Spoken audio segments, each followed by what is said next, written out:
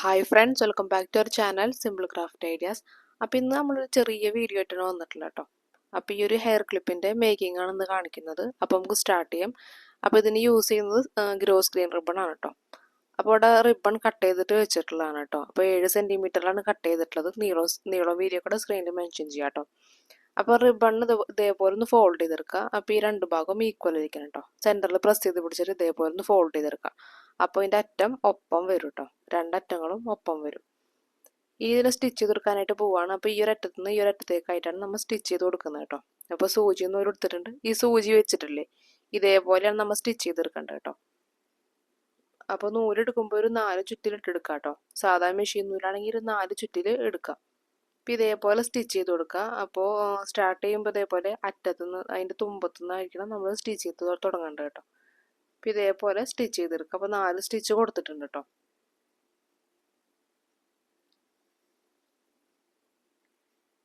ഇനി ആ സ്റ്റിച്ച് കഴിഞ്ഞിട്ടുള്ള കുറച്ച് ഭാഗമില്ലേ, ഒരു ചെറിയൊരു ഗ്യാപ്പ് ഇട്ടിട്ട് ഇതേപോലെ കട്ട് ചെയ്ത് കൊടുക്കാം കേട്ടോ.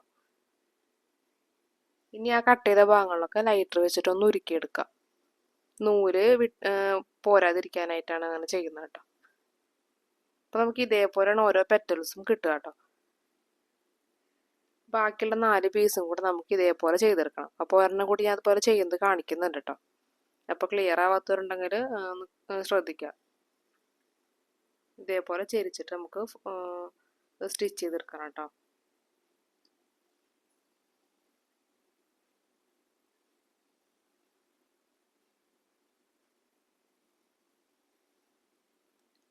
സ്റ്റിച്ച് ചെയ്ത് കഴിഞ്ഞിട്ട് എന്നിട്ട് കുറച്ച് ഗ്യാപ്പ് ഇട്ടിട്ട് ഇതേപോലെ കട്ട് ചെയ്ത് കളയാം. ആ കട്ട് ചെയ്ത ഭാഗം ലൈറ്റർ വെച്ചിട്ട് ഉരുക്കിയെടുക്കും.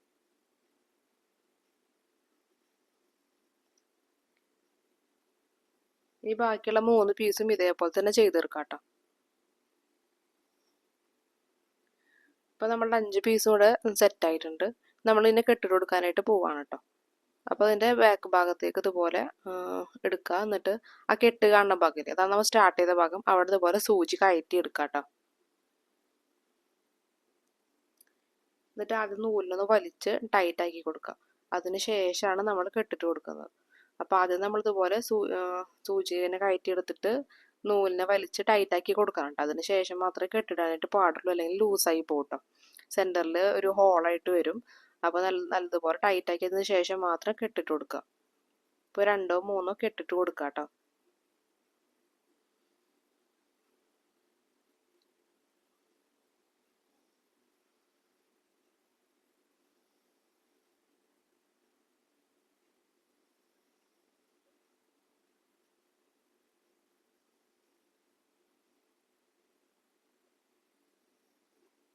ബാക്കി വരുന്ന നൂല് അതുപോലെ കട്ട് ചെയ്ത് മാറ്റാം.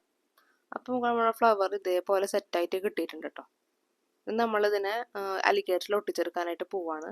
അപ്പോൾ അലിഗേറ്റർ ക്ലിപ്പ് എടുത്തിട്ടുണ്ട്. 4.5 സെൻറ്റിമീറ്ററിൻ്റെ നീളത്തിൽ വരുന്ന ക്ലിപ്പാണ് കേട്ടോ. അവിടെ ഗ്രോസ് ഗ്രീൻ റിബൺ ഇതുപോലെ കവർ ചെയ്തെടുത്തിട്ടുണ്ട്. നമ്മൾ ഇതേപോലെ ഒട്ടിച്ചെടുക്കാണ് കേട്ടോ.